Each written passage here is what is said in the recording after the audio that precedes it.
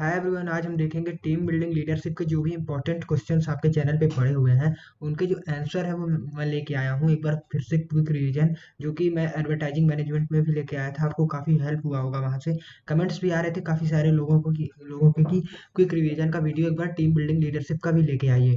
तो मैं जल्दी जल्दी में किसी तरह लेके आया हूँ। और बाकी जो लोग ये कमेंट कर रहे हैं कि यूनिट 4 नहीं हुआ टीबीएल का, तो मैं आपको बता देना चाहता हूँ कि एक दिन का समय है। इसमें मैं क्वेश्चन आंसर ले आऊँ या यूनिट 4 ले आऊँ, या कोई कह रहा है इनकम टैक्स की वीडियो, कोई कह रहा है इंडियन इकोनॉमी की वीडियो, तो सब कुछ एक साथ पॉसिबल नहीं है। अब फिर भी मैं पूरी कोशिश कर रहा हूँ कि आज मैं यूनिट 4 की वीडियो डाल दूँ। वैसे यूनिट 4 में आपकी पर्सनैलिटी है, पर्सनैलिटी आप जो है यहाँ से पढ़ सकते हैं, इसमें क्वेश्चन आएगा। और चलिए हम देखते हैं यहाँ पे टीम बिल्डिंग लीडरशिप का जो इंपॉर्टेंट क्वेश्चन है उसके आंसर्स को देख लेते हैं हम। तो चलिए यहाँ पे जो पहला क्वेश्चन है, आप हमारे चैनल को सब्सक्राइब जरूर करिएगा, इस सेशन को शेयर करिएगा, लाइक करिएगा और सपोर्ट भी करिएगा। तो चलिए जो पहला क्वेश्चन है टीम बिल्डिंग लीडरशिप का, ये है define team building leadership. Team building leadership को डिफाइन करिए, टीम बिल्डिंग लीडरशिप होती क्या है। तो चलिए पहले हम इसको डेफिनेशन से देखते हैं। A team is a small number of people with complement skill who are commit to common purpose। देखिए, एक team small number of people होती है जिसमें पीपल क्या करते हैं, अपनी स्किल को कम्प्लीमेंट करते हैं, मतलब एक दूसरे से कोऑपरेट करते हैं, बातचीत करते हैं, अपनी स्किल का यूज करते हैं और एक कॉमन गोल के लिए। Set up performance goal approach for which they hold themselves mutually accountable. वो एक साथ मिलके एक एक गोल के लिए काम करते हैं, एक पर्पज के लिए काम करते हैं। ये तो चलिए हो गया आपका डेफिनेशन। अब मैं यहाँ पे थोड़ा सा शॉर्ट में लिखा हूँ और ये आपको समझ में आएगा। A team is a group of people working together to achieve their goal. देखिए, एक टीम क्या होती है, ग्रुप ऑफ पीपल होती है, वो एक गोल को अचीव करने के लिए एक साथ काम करती है। Team help to achieve goal of an organization and all member of team do their work for achieve common goal. देखिए, टीम, सबसे पहले तो मैं, यहाँ पे लोग कंफ्यूज हो जाएंगे पहले क्वेश्चन में ग्रुप और टीम का मतलब क्या होता है, तो मैं ये बता देता हूँ। देखिए, आप पहला डिफरेंस मैं बताऊंगा ग्रुप और टीम का, आपको वहीं से ग्रुप और टीम क्लियर हो जाएगा। देखिए, ग्रुप में क्या होता है, ग्रुप में 5-6 लोगों का, 7 लोगों का, 8 लोगों का जो भी होता है ग्रुप बनता है। उसमें सबको एक एक टास्क दे दिया जाता है, हर एक इंडिविजुअल का एक टास्क होता है। टीम में ऐसा नहीं होता है। मैंने आपको एक वीडियो डाली थी जो सेकंड यूनिट या फर्स्ट यूनिट की थी, उसमें मैंने एग्जांपल दिया था टीम इंडिया की। वहां पे क्या होता है, 11 प्लेयर जो होते हैं, 11 लोग जो होते हैं कॉमन गोल को, यानी कि वो यही सोचते हैं कि हम किसी तरह मैच को विन करें। तो उनका एक कॉमन गोल होता है, टीम का एक कॉमन गोल होता है, जिसको अचीव करने के लिए वो सारी टीम मेंबर काम करते हैं। और ग्रुप में क्या होता है, हर एक मेंबर का एक इंडिविजुअल गोल होता है, उसको कहते हैं ग्रुप। चलिए आगे देख लेते हैं। यहाँ पे लिखा हुआ है कि they help to achieve organizational goal and all team member do their work achieve common goal. देखिए, जितने भी मेंबर होते हैं टीम के, वो एक कॉमन गोल के लिए अपनी जो है स्किल का, अपनी जो है दिमाग का यूज करते हैं और अपनी एबिलिटी दिखाते हैं वहाँ पे, और ताकि एक जो कॉमन गोल है ऑर्गेनाइजेशन का वो अचीव हो जाए। सेकंड क्वेश्चन है right A detail note on roll of team leader. देखिए, मैं पहले ही आपको बता देना चाहता हूँ, यहाँ पे ये क्वेश्चन जो मैंने आंसर लिखे हैं ये ज़्यादा लॉन्ग नहीं है, सिर्फ आपको समझाने के लिए है। तो आप ऐसा मत सोचिएगा कि सिर्फ आपको इतना ही लिखना है, ये सारे लॉन्ग क्वेश्चंस के आंसर हैं। अगर देखिए, मैं आपको पहले ही बता देता हूँ कि देखिए, यहाँ पे वीडियो की थंबनेल में आपने देखा होगा कि स्ट्रेटेजी कैसे हम पेपर लिखें। स्ट्रेटेजी तो मैं खैर लास्ट में बताऊंगा, मैं अभी आपको क्वेश्चन समझा रहा हूँ। उससे पहले मैं बता रहा हूँ कि ये सारे छोटे क्वेश्चन, छोटे आंसर्स हैं, सिर्फ आपको समझाने के लिए। तो चलिए देखते हैं, right detail note on roll of team leader. देखिए, टीम लीडर के बारे में एक डिटेल नोट लिखिए, मतलब उसके बारे में डिटेल में लिखिए क्या करता है team leader. A team member is a profession in charge of guiding, monitoring and leading a entire group. देखिए, एक टीम मेंबर क्या करता है, टीम मेंबर का एक ऐसा प्रोफेशन होता है कि वो अपनी टीम के मेंबर्स को गाइड करता है, उनको मॉनिटरिंग करता है, उनको लीडिंग करता है, सारे ग्रुप के मेंबर्स को। They are responsible for motivating their teammates as well as inspiring positive communication within them so that they can work together to achieve the goal. देखिए, उनकी एक रिस्पॉन्सिबिलिटी है कि वो उनको मोटिवेट करें, उनको इंस्पायर करें, उनके साथ पॉजिटिव कम्युनिकेशन रखें, उनकी पर्सनालिटी को सही करें, ताकि वो एक जो कॉमन गोल है उसको वो अचीव कर सके इजीली। उसके बाद चलिए हम देख लेते हैं रूल्स क्या हो जाते हैं एक टीम मेंबर की। देखिए, सेट क्लियर टीम गोल, एक टीम मेंबर नहीं, सॉरी, यहाँ पे क्वेश्चन में है टीम लीडर के क्या रोल हो जाते हैं। तो सेट क्लियर गोल, देखिए लीडर को एक क्लियर गोल सेट करना होता है। ऐसा नहीं कि वो कुछ भी गोल सेट करते, किसी को कुछ पता है, किसी को कुछ पता है। मोटिवेट टीम मेंबर को टाइमली मोटिवेट करना होता है, एक ये भी एक बहुत ही ज़्यादा इंपॉर्टेंट रोल है। उसके बाद है delegate task and set deadline, मतलब टास्क को डेलीगेट करना, उसके बाद एक डेडलाइन सेट कर देना। उसके बाद encourage creativity and risk taking.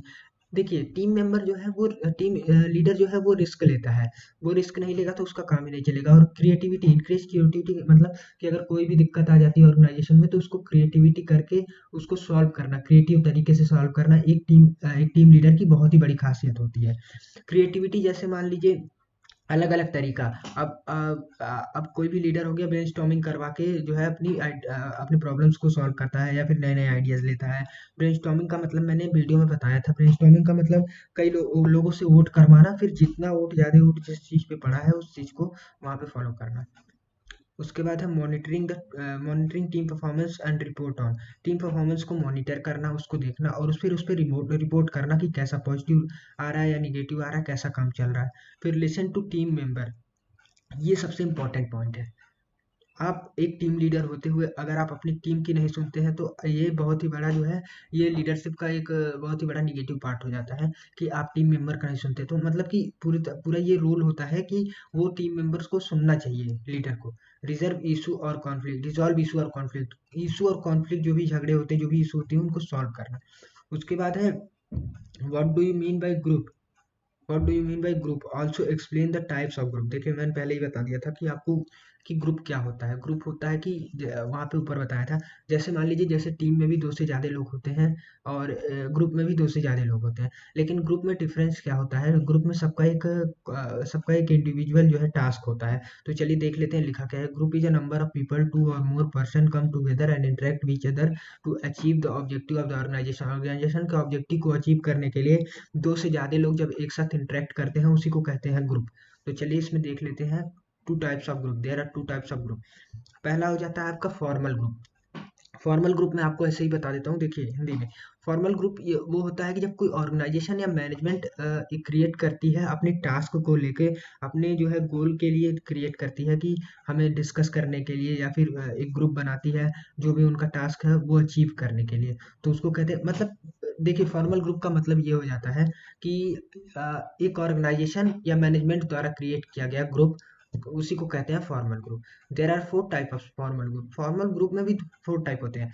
Self directed team, self directed team का मतलब देखिए, एक मिनट, सेल्फ डायरेक्टेड टीम का मतलब जो आप मतलब खुद के लिए बनाई जाए, एक मतलब अपनी टीम हो उसके लिए एक ग्रुप बनाया जाए, उसको कहते हैं सेल्फ डायरेक्टेड टीम। एक मिनट।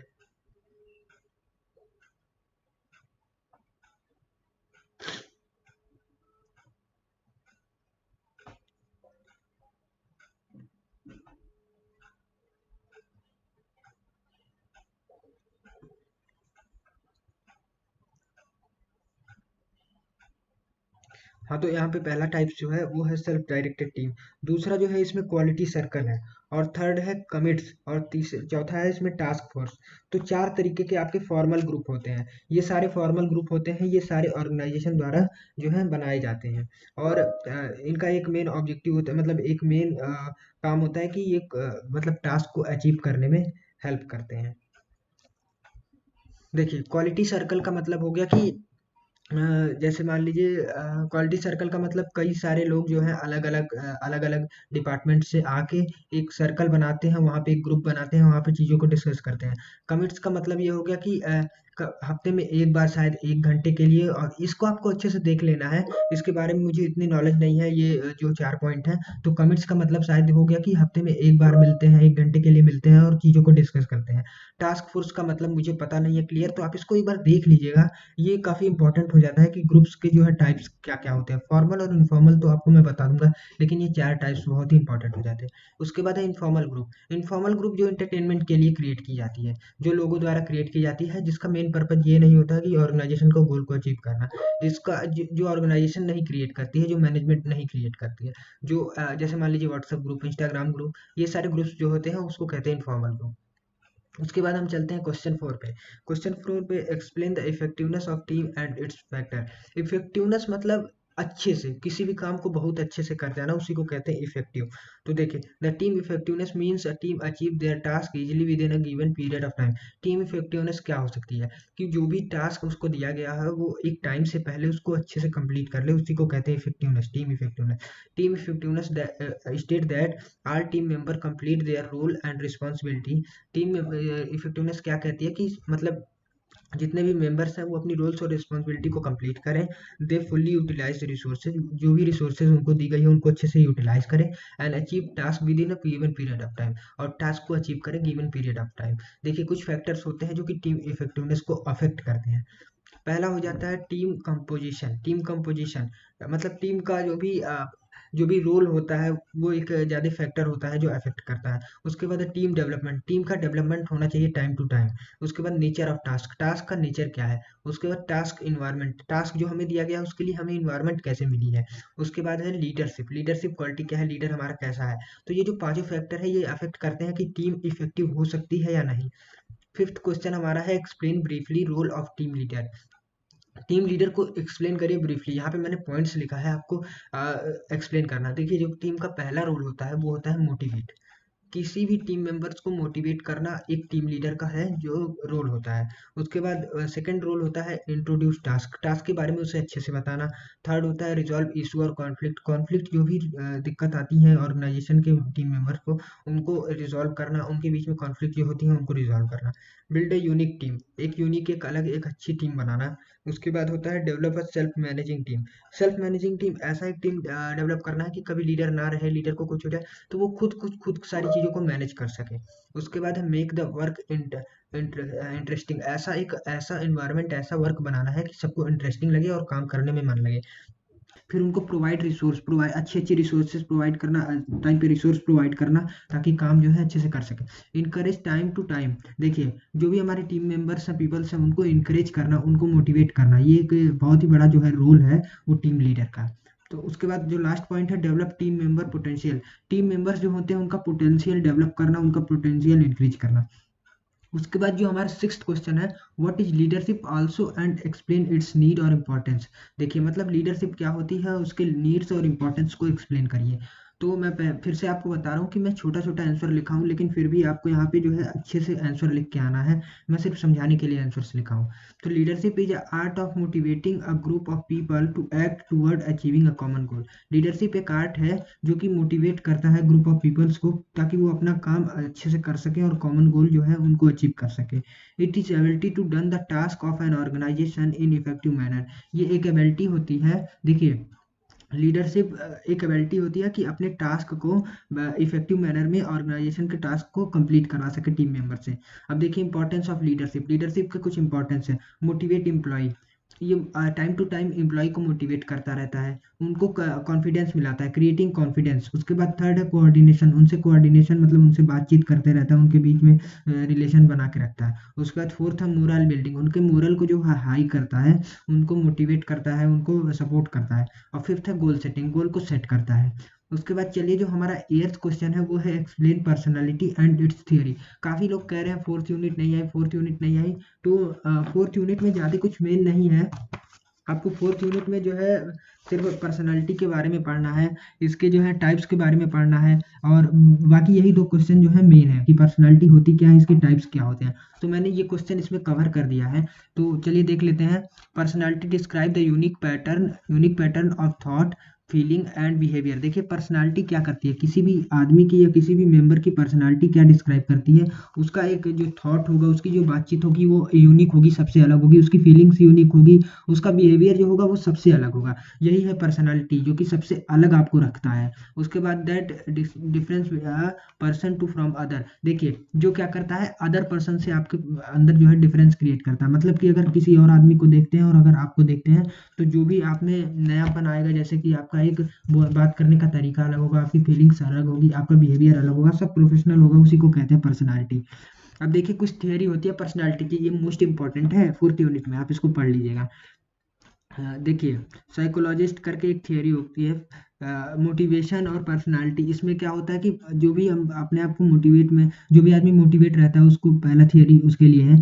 सेकंड है टेरिट थियरी। टेरिट थियरी मतलब सबको एक दूसरे से अलग करता है, डिफरेंस बिटवीन इंडिविजुअल, बाकी लोगों से अलग दूसरी थियरी में कहा गया है पर्सनालिटी के। तीसरी थियरी ह्यूमनिस्टिक थियरी, मतलब सेल्फ ग्रोथ, मतलब इसमें जो इंडिविजुअल होता है वो खुद से ही पहले से ही ग्रोथ रहता है उसका, और उसको मतलब ग्रोथ करने की जरूरत नहीं होती है। फोर्थ है टाइप थियरी, तो इसका मतलब हो गया change in mood, tension, excitement etcetera. मतलब कि टाइप थियरी वो होती है कि जब कोई पर्सन चेंज इन मूड, उसका मूड चेंज हो जाता है, वो टेंशन में रहता है, वो काफ़ी ज़्यादा एक्साइटमेंट में रहता है, उसको कहते हैं टाइप थियरी। तो ये 4 थियरी है, ये मोस्ट इंपॉर्टेंट क्वेश्चन है, क्वेश्चन 8। ये आप पढ़ के ही जाइएगा, ये 100% आपके एग्जाम में आएगा। उसके बाद है define stage of team development. कौन कौन से स्टेज हैं जो कि टीम के डेवलपमेंट में हेल्प करते हैं? तो चलिए यहाँ पे देख लेते हैं। देखिए मेनली 5 स्टेज होते हैं जो कि टीम के डेवलपमेंट में और ग्रुप के डेवलपमेंट में हेल्प करते हैं। ये जो पांचों स्टेज हैं ये दोनों के लिए सेम होते हैं। तो पहले सबसे जो हो जाता है फार्मिंग। फार्मिंग का मतलब क्या होता है? फार्मिंग का मतलब होता है जब एक फर्म, एक ऑर्गेनाइजेशन बन के तैयार होती है, या फिर एक टीम बन के तैयार होती है। ऑर्गेनाइजेशन नहीं, यहाँ पे हम टीम की बात कर रहे हैं तो टीम को लेके चलेंगे। जब एक टीम बन के तैयार होती है तो उसको कहते हैं फार्मिंग। सेकंड है स्टॉर्मिंग। स्टॉर्मिंग का मतलब ये हो जाता है कि जब क्या कहते हैं उसमें मतलब एक टीम बनने के बाद लोगों के बीच में कॉन्फ्लिक्ट होता है, उनसे लड़ाई झगड़ा होता है, उसको बोलते हैं स्टॉर्मिंग। सेकंड स्टेप होता है, सेकंड स्टेज होता है। फिर नॉर्मिंग। नॉर्मिंग में क्या होता है, सारी चीज़ें नॉर्मल हो जाती हैं, टीम लीडर आके समझाता है, उनको रिजॉल्व करता है, उनके बीच से कॉन्फ्लिक्ट दूर करता है, उसको कहते हैं नॉर्मिंग। फोर्थ है परफॉर्मिंग। परफॉर्मिंग में सब सारे जो जिससे कॉन्फ्लिक्ट हुआ रहता है, जब नॉर्मिंग हो जाता है उसके बाद सब लोग मिलकर एक साथ काम करते हैं और गोल को अचीव करने के लिए। फिफ्थ जो हो जाता है वो एडजॉर्विंग, मतलब कि सारी चीज़ें हो जाती हैं यहाँ पे, अपना जो है गोल भी अचीव हो जाता है, फिर हम अपनी जो है टीम को ख़त्म कर देते हैं, सब कुछ बंद कर देते हैं, अपनी जो भी टास्क होता है वो अचीव हो जाता है। फिर मतलब 10th क्वेश्चन है आपका difference between group and team. Group and team के बीच में जो है डिफरेंस बताना है। देखिए 2 क्वेश्चन मोस्ट इंपॉर्टेंट मैं आपको बता रहा हूँ, 100% मैं लिख के देता हूँ। आपका ये क्वेश्चन आएगा ही आएगा। क्वेश्चन 8 पर्सनालिटी क्या होती है और इसकी थियरी। और जो ये क्वेश्चन 10 है difference between group and team. Team और ग्रुप के बीच में डिफरेंस आएगा ही आएगा। चलिए देख लेते हैं। पहला हो जाता है collective, collection of individual who work together in completing a task. Group क्या होता है? कलेक्शन ऑफ इंडिविजुअल होता है जो कि एक टास्क को कंप्लीट करने के लिए एक साथ काम करते हैं। टीम क्या होता है? Group of person having collective identity joining together to accomplish a task. Task को अकम्प्लिश करने के लिए ग्रुप ऑफ पर्सन मतलब कि देखिए इसमें क्या होता है कि ग्रुप ऑफ पीपल होते हैं, इसमें ग्रुप ऑफ पर्सन होते हैं। मतलब आप समझ लीजिए कलेक्टिव ऑफ इंडिविजुअल, इसमें इंडिविजुअल का भी टास्क, मतलब एक मोटिव होता है कि इंडिविजुअल अपने टास्क को कंप्लीट करे। इसमें एक मोटिव होता है कि कंपनी के ऑर्गेनाइजेशन के टास्क को कंप्लीट करे। तो टीम और ग्रुप में ये डिफरेंस है। सेकंड है in group only one leader. Group में सिर्फ एक लीडर होता है जो कि आपको बताता है हर चीज। देखिए टीम में क्या होते हैं, मोर देन वन लीडर, एक से ज़्यादा लीडर होते हैं। टीम में कई सारे ग्रुप्स होते हैं और ग्रुप में सिर्फ एक ग्रुप होता है। तो जितने भी ग्रुप होंगे सब ग्रुप के एक एक लीडर होंगे। यहाँ पे देखिए आप लिखा है ना कि वन लीडर, तो एक एक ग्रुप होंगे तो इसमें मोर देन वन लीडर हो जाते हैं। फिर इंडिपेंडेंट इंडिपेंडेंट होते हैं। ग्रुप के जो भी मेंबर्स होते हैं वो इंडिपेंडेंट होते हैं, वो अपनी मर्जी से काम कर सकते हैं, अपनी मर्जी से टास्क डिसाइड कर सकते हैं, मतलब टास्क को कर सकते हैं अपने हिसाब से। और इंटरडिपेंडेंट मेंबर का मतलब हो गया कि जब तक लीडर कुछ नहीं कहेगा तब तक टीम के मेंबर्स कुछ नहीं कर सकते। फोर्थ जो हो जाता है individual work product. Individual work product मतलब खुद ही काम करते हैं, खुद ही वर्क को देखते हैं। इसमें कलेक्टिव वर्क प्रोडक्ट मतलब मिल के साथ लोग काम करते हैं। फिफ्थ जो होता है फोकस ऑन कंप्लीशिंग इंडिविजुअल गोल।